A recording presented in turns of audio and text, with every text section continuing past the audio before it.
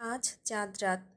পুরো একটা মাস সিয়াম সাধনার পর আগামীকাল ঈদ উদযাপিত হবে সারা দেশে। দেখতে দেখতে চোখের পলকেই যেন কেটে গেল দিনগুলো। প্রতি বছর শারাফাত চৌধুরী সম্পদের হিসাব অনুযায়ী মোটা অঙ্কের অর্থ জাকাত দেন, জামা কাপড় বিতরণ করেন, বস্তির অসহায় মানুষদের সাহায্য করেন, মসজিদে মসজিদে ইফতার করান, মসজিদ তৈরি কিংবা মেরামতের কাজে টাকা দান করেন। এতিম দুস্থ বাচ্চাদের ঈদ রঙিন করতে নানান ব্যবস্থা করে থাকেন। এই বছরে বিপদ যেন পিছুই ছাড়ছে না। অনাকাঙ্ক্ষিত বিপদের কারণে এই বছরে সেসব কাজ দেরিতে হলেও ভাই ও দুই ছেলেকে নিয়ে সেটা সম্পূর্ণ করেছেন। ওনার একটা বিশেষ গুণ, উনি দানের কথা কখনোই কাউকে বলেন না। কত দান করলেন, কাকে দিলেন, কেন দিলেন, কিভাবে দিলেন, যা দেন সব নিজের মাঝেই রাখেন। শারাফাত, সাফওয়ান, শাহাদাত, সায়ন, শুদ্ধ, রুবাব এদের সবার আয়ের কিছু অংশ একত্রে বিরাট অ্যামাউন্ট আসে। তখন দুহাত ভরে দান করা যায়। যদিও ছেলেদেরকে কখনো দিতে বলেনি, তারাই নিজ থেকে দেয়। চৌধুরী বাড়ির সেফটির কথা স্মরণে রেখে জামাকাপড় বিতরণের আয়োজন বাড়ির বাইরে করেন। মজার ব্যাপার হলো, ঈদ সম্মুখে এলে বস্তি এলাকায় ট্রাক ভর্তি সামগ্রী নিয়ে যাওয়া হয়। ঈদের বাজার ও জামাকাপড় তুলে দেওয়া হয় গরিব মানুষদের মাঝে। দিনভর সেগুলো বিতরণ করা হয়। তারা জানে না কে দেয়। যারা হাতে তুলে দেয় তাদের জিজ্ঞাসা করলেও জবাব মেলে না, বলে না। জোর করলে বলেন যারা দেয় তারা দোয়া কুড়াতে দেয়। আপনারা মন থেকে দোয়া করুন। নরম মনের সরল মানুষটা সেটাই করেন। আর প্রতি বছর এভাবেই আড়ালে থেকেই সাহায্য করে আসছেন চৌধুরী বাড়ির পুরুষরা, যাদের মাঝে শো অফ করার লেশমাত্র নেই। চাঁদরাত বিধায় ইফতারের পরপরই হৈহুল্লোড় বেঁধেছে চৌধুরী বাড়িতে। ছোটরা কাড়াকাড়ি করে খেয়েছে ইফতারের সব খাবার দাবার। এত খাবার, এত আইটেম। তবুও ভাই বোনদের খাবার কেড়ে খাওয়ার স্বাদ যেন অমৃত। সায়ন শীতলের আলুর চপ কেড়ে খেয়ে নিয়েছে। এটা নিয়ে দুজন ঘ্যান ঘ্যান করে কেবলই থেমেছে। তারা থামতেই সাম্য শখের হাতে থাকা খেজুর কেড়ে মুখে পুরে দিয়েছে। শখ রাগী চোখে তাকাতেই দুষ্টুটা খিলখিল করে হাসছে। শখকে তারা কেউই ভয় পায় না, কারণ তাদের শখ আপু কখনই কাউকে বকে না, বরং মিষ্টি করে কথা বলে। আদুরে সুরে বলে, এমন করে না সোনা ভাই, ওটা কেন করলি পাখি? কি লাগবে? মন খারাপ কেন আমার কলিজার ভাইজানের? শখ সর্বদা এভাবেই কথা বলে, কত কি বোঝায়। ভাই বোনদের আবদার মিটাতে কত কিছু কিনে দেয়। তাই বোনদের মধ্যে শখ আপুই বেস্ট। আর বোনদের মধ্যে সবচেয়ে খারাপ হচ্ছে শীতল, কারণ সে সব কিছুতেই আগে ভাগে ভাগ বসায়। ইফতার সেরে সব ভাই বোনরা ছাদে উঠেছে চাঁদ দেখতে। হৈ হৈ করে চাঁদ দেখে মাদুর পেতে বসেছে। সায়ন, শুদ্ধ, রুবাব, শখ, স্বর্ণ, শীতল, সাম্য, সৃজন সব কটাই উপস্থিত এখানে। গল্প হচ্ছে, হাসাহাসি হচ্ছে, খুনসুটি মারধর হচ্ছে। রুবাব কখনো এটা ওটা বলে শীতলকে রাগাচ্ছে, কখনো সাম্য সৃজনের পেছনে লাগছে। সায়নও তাদের সাথে মেতে আছে। আর শুদ্ধ রেলিংয়ে হেলান দিয়ে পকেটে দুই হাত গুজে তীক্ষ্ণ দৃষ্টিতে তাকিয়ে আছে পাশের ছাদে। সেখানে কয়েকজন ছেলে আড্ডা দিচ্ছে, বারবার এদিকেই তাকাচ্ছে। সে ব্যাপারটা খেয়াল করে এবার ফোনটা বের করে কাউকে ফোন করল। শুদ্ধ বলছি। অসময়ে পাশের বাসার শুদ্ধ ভাইয়ের কল পেয়ে সৌরভ অবাকই হলো। সে সালাম দিয়ে কুশল বিনিময় করল। শুদ্ধ পুরুষালী গুরুগম্ভীর কণ্ঠে সালামের জবাব দিয়ে বলল, তোদের ছাদে কজন ছেলেকে দেখছি? 2 মিনিটের মধ্যে নিচে নামতে বল। কোনো সমস্যা ভাই? কিছু করেছে তারা? না। তবে না নামলে কিছু হবে। আচ্ছা, আমি এক্ষুনি নামতে বলছি। শুদ্ধ কল কাটতেই ছেলেগুলোর মধ্যে একজনের কাছে কল এলো। ওরা এদিকে একবার তাকিয়ে শুদ্ধকে সালাম দিয়ে নিচে নেমে গেল। এদিকে এত কিছু ঘটল, বাকিদের কারোরই খেয়াল নেই। তারা নিজেদের গালগপ্পে ব্যস্ত। শুদ্ধ সেখানে দাঁড়িয়ে দেখছে চৌধুরী বাড়ির চাঁদের হাট। আনন্দে ঝুমঝুম করা প্রতিটা প্রাণ চৌধুরী বাড়ির হাট। তারা নিজ নিজ জায়গায় দাঁড়িয়ে আলো ছড়ায়, সুখ বিলায়। এজন্যই চৌধুরী বাড়িতে এত সুখ, এত আনন্দ। সবার মাঝে হঠাৎ তার চোখ গেল সাম্য সৃজনের হাসি মাখা মুখের দিকে। মাত্রই কয়েকটা দিন হয়েছে ব্যান্ডেজ খোলা হয়েছে। বাচ্চা দুটো যেন নতুন করে বেঁচে উঠেছে। আবারও তাদের মধ্যে ফিরে এসেছে চঞ্চলতা, যদিও আগের তুলনায় খানিকটা অসুস্থও বটে। তবে ওষুধ চলবে আরও কিছুদিন। ওদিকে কথায় কথায় ভাই বোনদের মধ্যে সাম্যের ছোটবেলার একটা ঘটনা মনে করল সায়ন। হাসতে হাসতে ঘটনাখানা মুখেও বলল। সেটা স্মরণ করে একযোগে হেসে উঠল সবাই। হাসতে হাসতেই গড়াগড়ি খাওয়ার মতো অবস্থা তাদের। কথা বলতে পারছে না কেউ হাসির চোটে। রুবাব মনে করতে পারছে না, কারণ রুবাব তখন ছিল না। তাই সায়নও ঘটনাখানা বলতে লাগলো। একদিন সাম্য সৃজন দুই ভাই খেলনা নিয়ে মারামারি লাগিয়েছে। দুজন দুজনকে খামচি মেরে রক্তারক্তি অবস্থা। ওদের খামচাখামচি দেখে চুপ করে পেছন থেকে সিরাত এসে দুটোকেই আরেক ঘা বসিয়েছে। মায়ের মার খেয়ে একসাথে চিৎকার করে কাঁদছিল ওরা। শুদ্ধকে ভাই বোনরা ছোট থেকে একটু বেশি ভয় পায়। আবদার করে, তবে লিমিট রেখে। সেদিন ঢাকা থেকে শুদ্ধ ফিরেছে, ঘণ্টাখানিক হয়েছে মাত্র। ফ্রেশ হয়ে বাইরে যাওয়ার জন্য বের হতেই দেখে দুই বাদর গলা ফাটিয়ে কাঁদছে। তাদের চোখ মুখ খামছানো, রক্ত বের হচ্ছে একটু একটু। তাকে দেখে দুটোরই হঠাৎ কান্না বন্ধ হয়ে গেল, তবে ফোপানো বন্ধ হলো না। ওদের কান্নারত মুখ দেখে শুদ্ধ ভ্রুকুচকে জিজ্ঞাসা করেছিল, কি হয়েছে? চোখ মুখের এই অবস্থা কেন তোদের? তারা কিছু বলার আগেই সিরাত পুরো ঘটনা তাকে জানায়। ওরা দুই ভাই নিজেদের এই অবস্থা করেছে দেখে দুটোকেই কান ধরতে বলে। তারা ধরে। ড্রয়িং রুম তখন ফাঁকা। সিরাত তখন বকতে বকতে যান অ্যান্টিসেপটিক আনতে। তখন শুদ্ধ বলে, বাইরের কাউকে পাসনি? ভাইয়ে ভাইয়ে মারামারি করছিস কেন?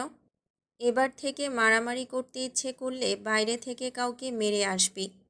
মারার পর আরও দুই ঘা বসিয়ে শাসিয়ে আসবি, যাতে বাড়িতে বিচার নিয়ে না আসে। বোঝা গেল?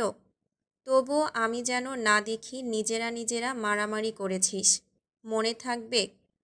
দুজনেই কান ধরে ঘাড় কাত করে সম্মতি জানালো। তখন শুদ্ধ বলল, আজকের পর থেকে যদি শুনি নিজেরা মারামারি করেছিস, দুজনকে উল্টো করে ঝুলিয়ে মারব। কিন্তু এখন ভুল যখন করেই ফেলেছিস, তখন পানিশমেন্টও ফরজ হয়ে গেছে। কথা বলে সে সৃজনকে বলল, বাবা মায়ের সম্পর্কে কিছু বলতে।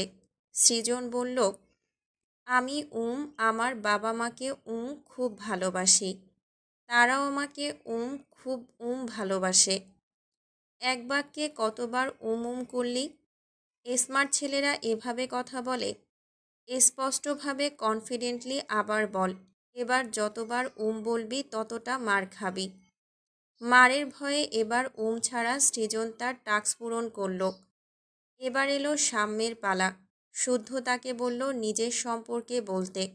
সাম্য বলতে শুরু করল, আমি সোহানুর চৌধুরী সাম্য। আমি একজন মানুষ।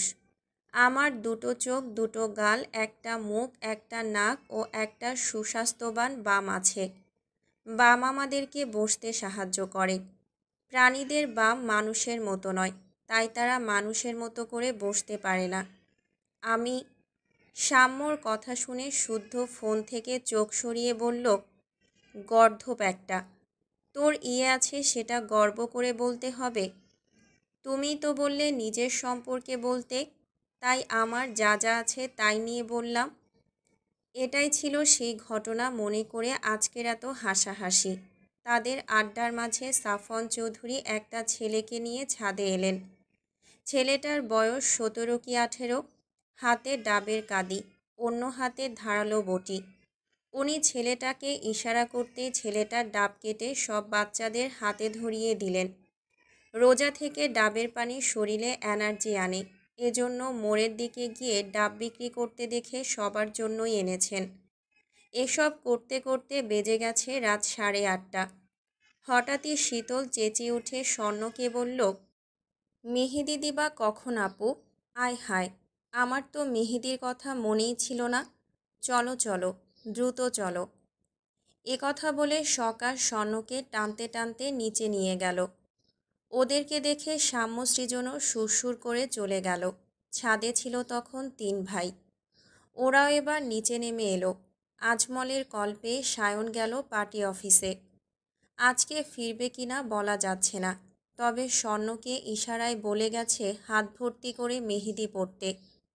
বাড়ি ফিরে যেন স্বর্ণের মেহেদিরাঙা 2 হাত দেখতে পায়। স্বর্ণ জবাবে কিছু না বললেও তার চোখ জোড়া হেসে উঠেছে। মাঝে মাঝে সায়ন যখন তাকে শাড়ি পরতে বলে, চোখ জোড়ায় মোটা করে কাজল পরতে বলে, তখন মুখে বিরক্ত হলেও মনে মনে খুশি হয়। এখন যেমন সায়নের কথায় জবাব না দিলেও সে খুব খুশি হয়েছে এবং ব্যক্তিগত পুরুষটাকে খুশি করতে মেহেদি পরবে, তবে হাত ভর্তি করে নয়, খুব সাধারণভাবে। তবুও সায়ন এসে মুগ্ধ চোখে হাত নেড়ে চেড়ে দেখবে, চুমু খাবে।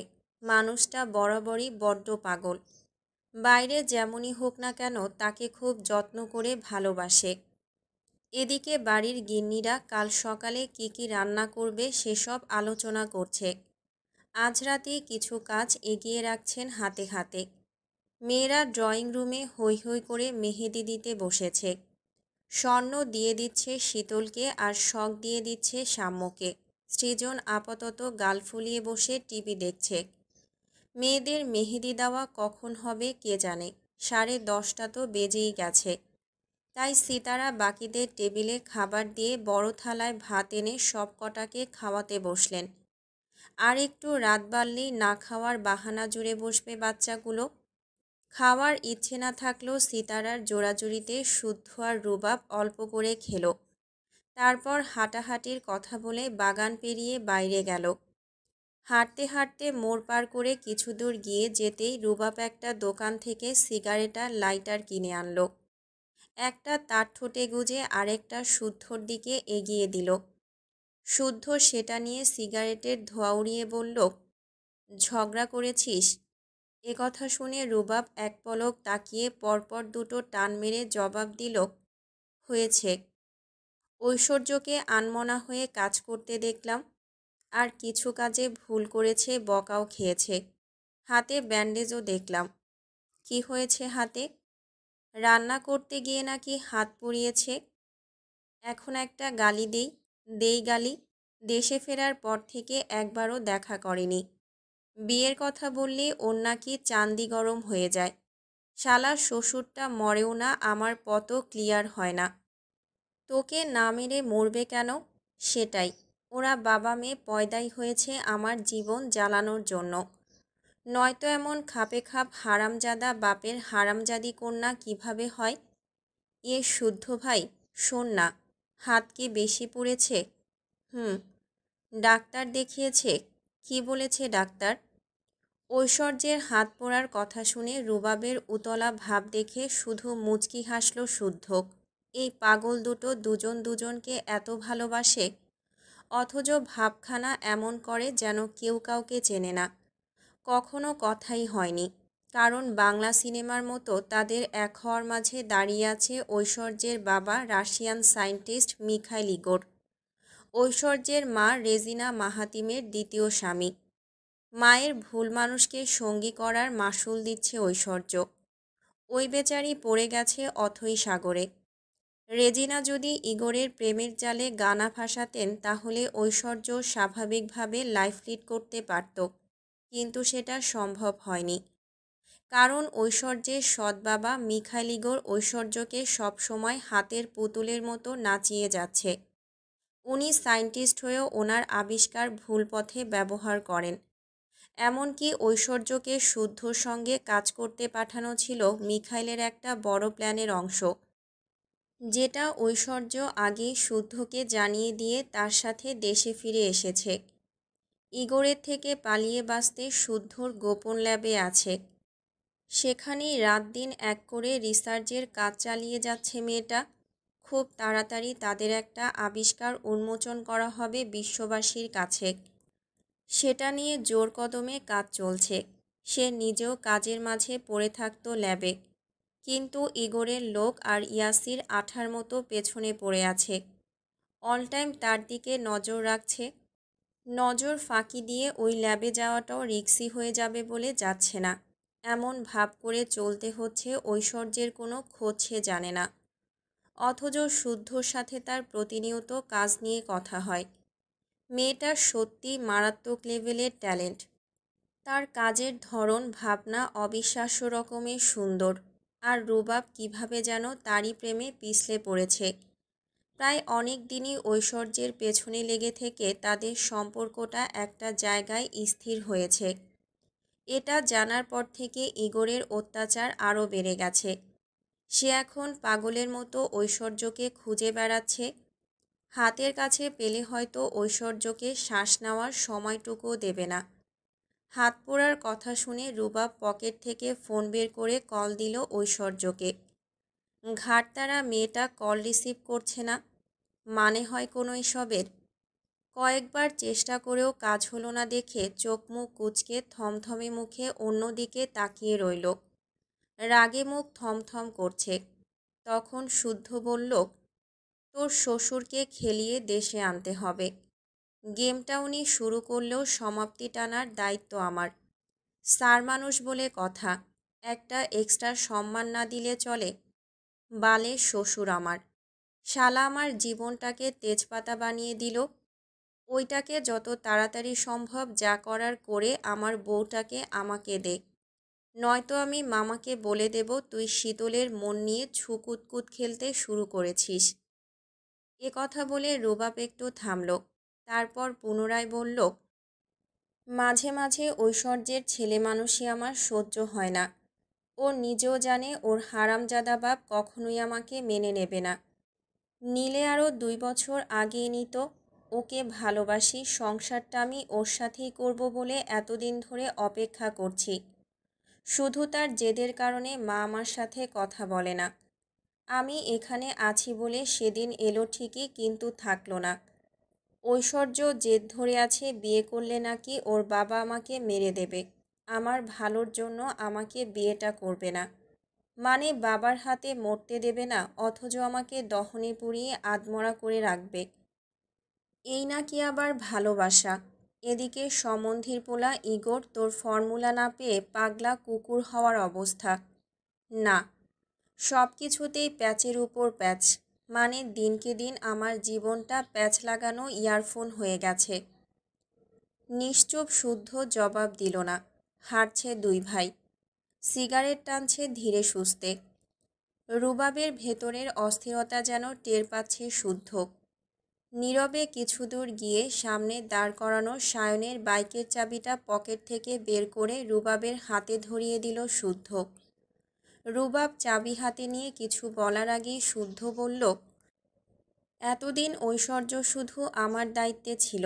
যতটুকু পেরেছি বড় ভাইয়ের মতো সব সময় সেভ করেছি।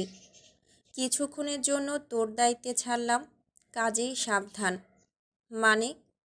এখানে একটু দাঁড়া, জবাব পেয়ে যাবি। কথা বলে রাস্তার অপর পাশে দাঁড় করানো কামরানের গাড়িতে উঠে বসল সে। চোখের পলকে শাসা করে চলে গেল গাড়িটা। রুবাব বিরক্ত মুখে বাইকের উপর বসতেই উপলব্ধি করল কেউ তার সামনে দাঁড়িয়ে আছে। চোখ তুলে তাকিয়ে ঐশ্বর্যকে দেখে আর পলক ফেলল না। তারপর ঝট করে ঐশ্বর্যের হাত ধরে নাড়িয়ে ঘুরিয়ে দেখে বলল, শুদ্ধ যে বলল হাত পুড়িয়েছ, কই দেখি। আমার? কই? না তো। বরং ভাইয়া তো বলল তুমি নাকি হাত পুড়িয়েছ। এজন্যই তো রিস্ক নিয়ে বের হলাম। এবার দুজনের বুঝতে বাকি নেই এটা শুদ্ধর চালাকি।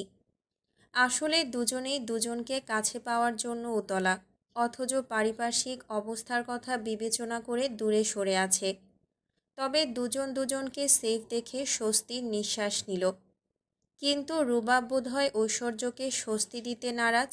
এক ঝটকায় সে ঐশ্বর্যকে নিজের আরও কাছে টেনে ঠোঁটজোড়া দখল করে নিল।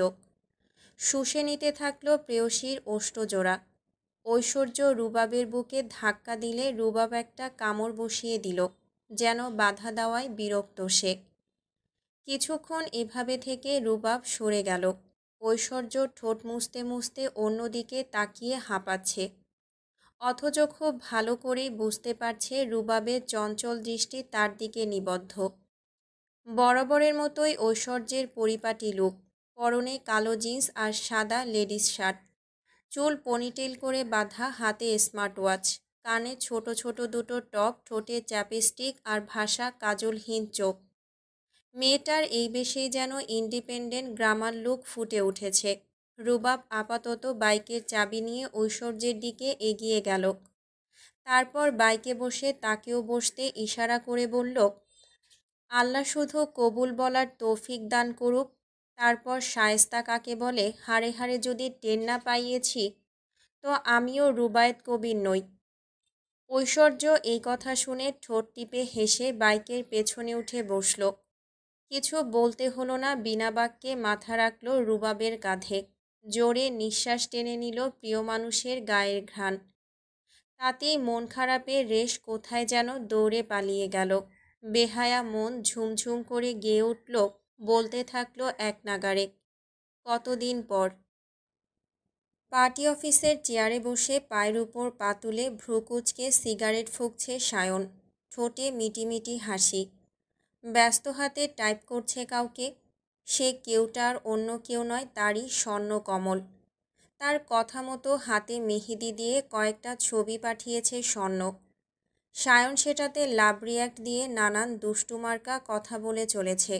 স্বর্ণ সিন করলেও কিছুই বলছে না, শুনছে পাজি প্রেমিকের কথা। এদিকে অনেকক্ষণ ধরে তারই পাশে দুই হাতে মেহেদি লাগিয়ে বসে আছে আজমল। কি যে খুশি ছেলেটা, চোখে মুখে যেন অসীম আনন্দ ঝরে পড়ছে তার। বারবার চোখের সামনে হাত নিয়ে দেখছে ঘুরিয়ে ফিরিয়ে। এই তো কিছুক্ষণ আগে সে কিছু জিনিসপত্র তার হাত দিয়ে পাঠিয়েছিল চৌধুরী নিবাসে। বলেছিল সিতারার হাতে ধরিয়ে দিয়ে চলে আসতে। সে গিয়ে শীতলদের মেহেদি দিতে দেখে নিজেও বসে পড়েছে হাতে মেহেদি পড়তে। গল্পে গল্পে কত মজা যে করেছে সেই সময়টুকুতে। অনেক দেরি হচ্ছে দেখে সায়ন কল করলে জানালো সে বসে বসে মেহেদি পড়ছে। এক হাতে শীতল মেহেদি পড়াচ্ছে, আরেক হাতে শখ। তার মেহেদি পড়ার কথা শুনে সায়ন বিড়বিড় করে গালি দিয়ে কাজ শেষ করেই আসতে বলেছে। এতে আজম যেন আকাশের চাঁদ পেয়ে গেছে। সে ধীরে ধীরে মেহেদির পর রাতের খাবার খেয়ে তারপর এসেছে। বাড়ির সবাই নাকি বলেছে কাল যেন বেড়াতে যায়। শীতল বলেছে মেহেদির রং কেমন আসে তা দেখিয়ে আসতে। মেহেদির রং দেখলে নাকি বোঝা যায় মনে কতটুকু ভালোবাসা আছে। ভালোবাসা পরীক্ষা করার জন্য সে যেন অবশ্যই যায় চৌধুরী নিবাসে। এ কথা শুনে আজম ঘাড় কাত করে সম্মতি জানিয়েছে। কিন্তু চাইলেই কি যাওয়া যায়? সায়ন না বললে তো যেতেই পারবে না। এসব ভেবে সে এবার সাহস করে বিড়ালের সুরে ডাকল, ভাই।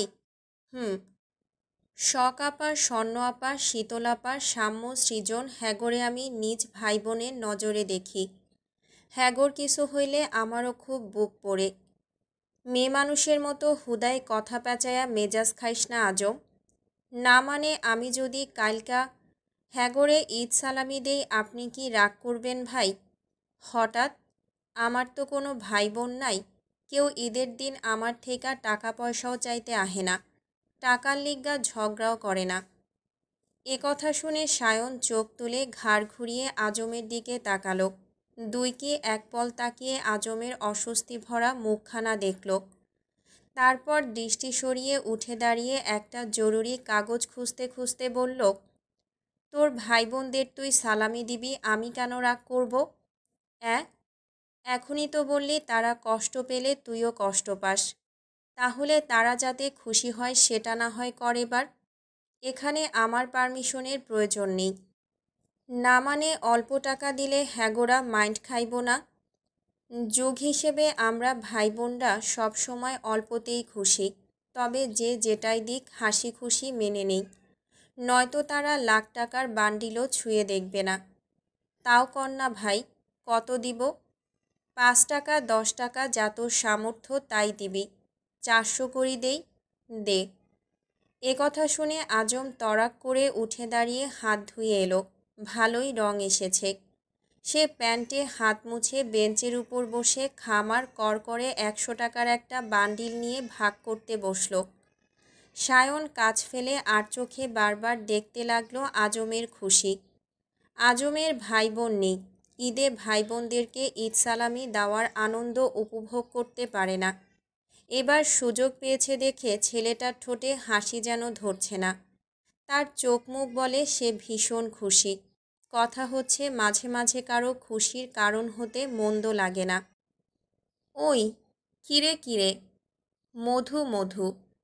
শীতলের প্রশ্নে সাম্যের জবাব শুনে একযোগে হেসে উঠল ভাই বোনরা সবাই।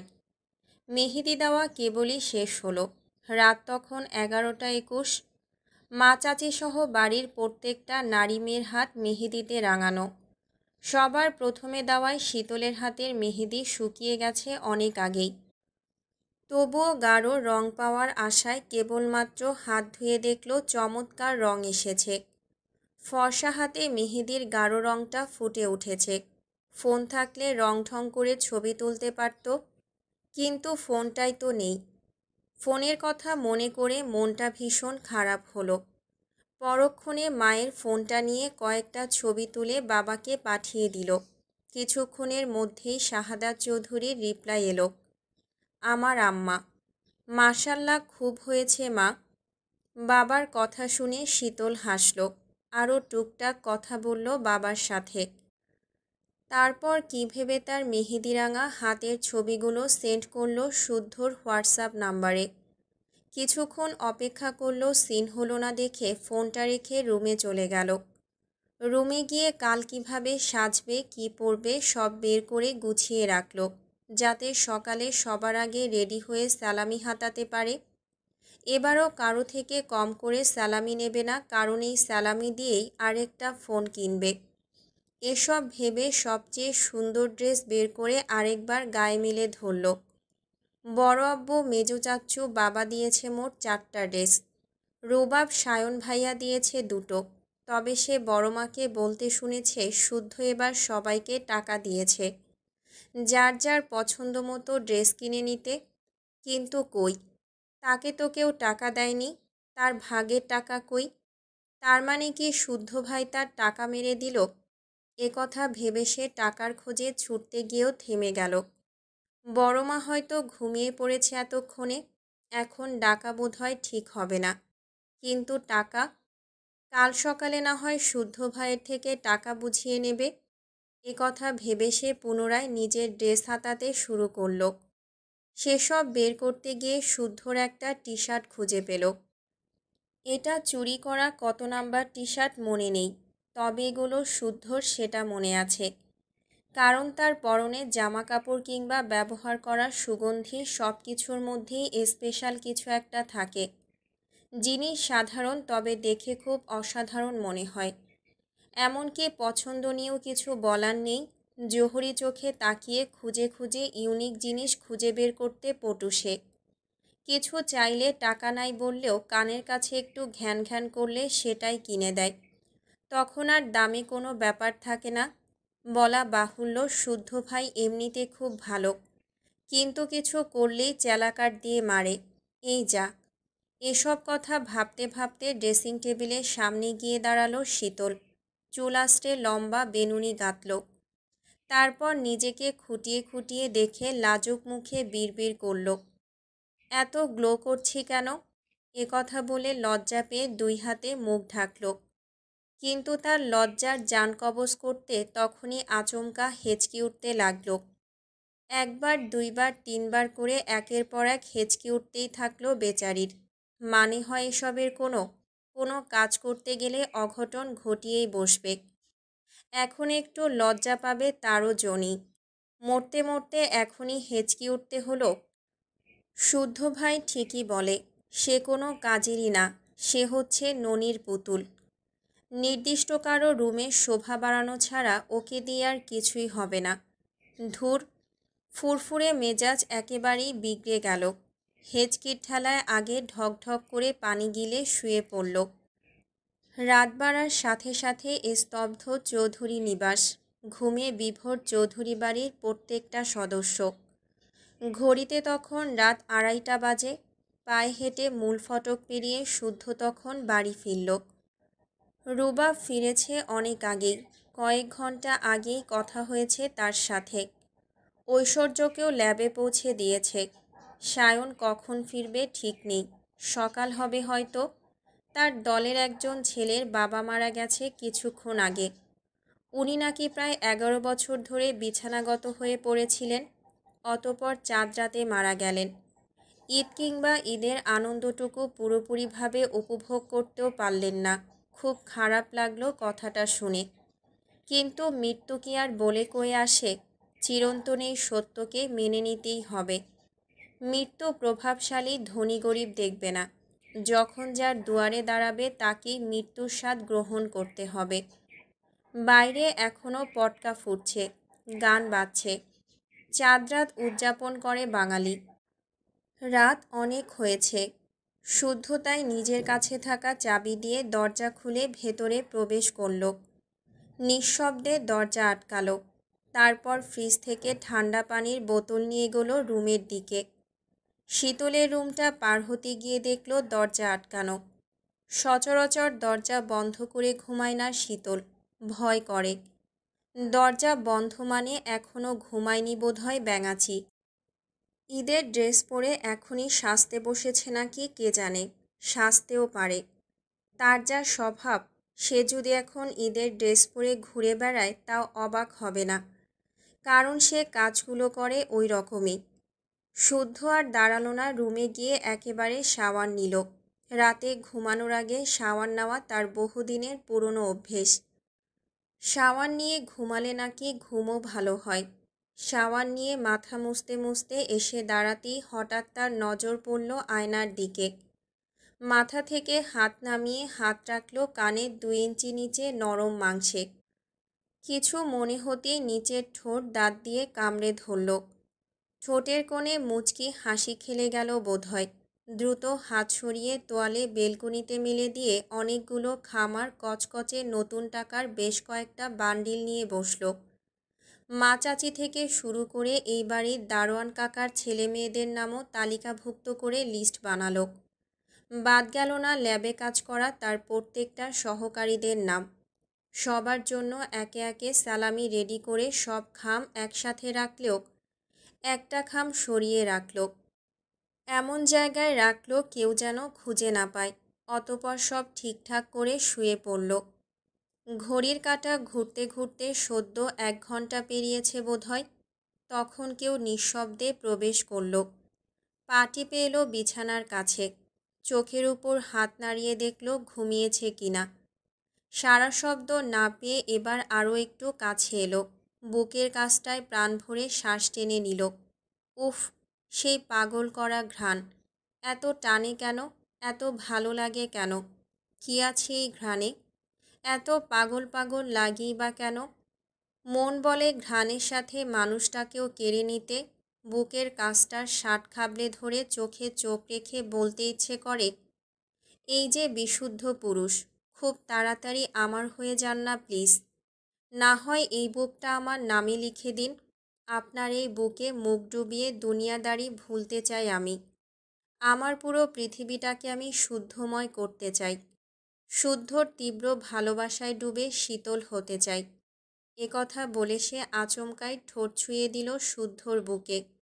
মুগ্ধ নজরে তাকালো ঘুমিয়ে থাকা সুদর্শন পুরুষটার দিকে। দৃঢ় কপাল, বুদ্ধিদীপ্ত দুটো চোখ, বাঁকা ভুরু, টিকালো নাক, একজোড়া পাজি ঠোঁট, যারা হাসতে জানে না। হাসলেও তা মেপে গুণে মানুষ বুঝে হাসে। শীতল বিছানায় ভর দিয়ে গালে হাত দিয়ে মেঝেতে বসল। তারপর কিছু একটা ভেবে ফিক করে হেসে দ্রুত নিজেকে সামলে শুদ্ধর হাতটা টেনে নিল। বাম হাতে লুকানো মেহেদি বের করে ধীরে ধীরে লিখল, আমার বউ নাই, আমি এতিম। হঠাৎ বাঁ হাতের তালুতে শিরশিরে কিছু অনুভব করল শুদ্ধ। চট করে চোখ জোড়া না খুলেও বুঝল কেউ তার হাতে ফু দিচ্ছে। ততক্ষণে শীতলের মেহেদি দেওয়া শেষ। সে এখন ধীরে ধীরে ফু দিচ্ছে যেন তাড়াতাড়ি শুকায়। এভাবে বসে থেকে ফু দিতে দিতে সে কয়েকবার হামি তুলল। রীতিমতো ঢুলছে। চোখের রাজ্যে ঘুম। কিছুটা সময় ঘুমের সাথে যুদ্ধ করতে করতে শুদ্ধর হাতের দিকে তাকিয়ে হাসল। সকালে কি হবে পরে দেখা যাবে। এখন মন যখন যা যা বলেছে করেছে। তারপর ওভাবে বসে থাকতে থাকতে এক পর্যায়ে ওর চোখ লেগে গেল। ধীরে ধীরে ঘুমটা গাঢ় হয়ে মেহেদির উপর পড়তে শুদ্ধ চট করে শীতলের মুখটা ধরে ফেলল। নয়তো হাতের মেহেদি শীতলের পুরো মুখে লেপ্টে যেত। কিন্তু হাতে লিখলটা কি সেটা দেখার জন্য নিজের হাতের দিকে তাকিয়ে ভ্রুজোড়া কুঁচকে ফেলল। এসব কি? সে এতিম? বউনাই বিধায় এতিম বানিয়ে দিল এই মেয়ে। শুদ্ধ চোয়াল শক্ত করে শীতলের দিকে একবার তাকিয়ে আবার তাকালো নিজের হাতের দিকে। তারপর বিছানা থেকে নেমে শীতলের মাথাটা আগে ঠিকঠাকভাবে বিছানায় রাখল, যেন তার ঘাড়ে ব্যথা না পায়। তারপর সে শীতলের পাশে হাঁটু গেড়ে বসে মেহেদি তুলে ঘুমন্ত শীতলকে জিজ্ঞাসা করল, আমি এতিম? আমার বউ নাই? কে বলল নাই? দেখবে আমার বউকে? তুই একা দেখলে তো হবে না। তবে চল, এক কাজ করি, বাড়ি শুদ্ধ সবাইকে দেখাই। এতে তুইও খুশি, বড়রাও খুশি। তোদের খুশিতে আমিও খুশি। একথা বলে সে মেহেদির টিউব তুলে নিয়ে পুনরায় নিজের হাতের দিকে তাকালো। তারপর মিটিমিটি হাসতে হাসতে শীতলের বাম গালে লিখে দিল, আমার বউ।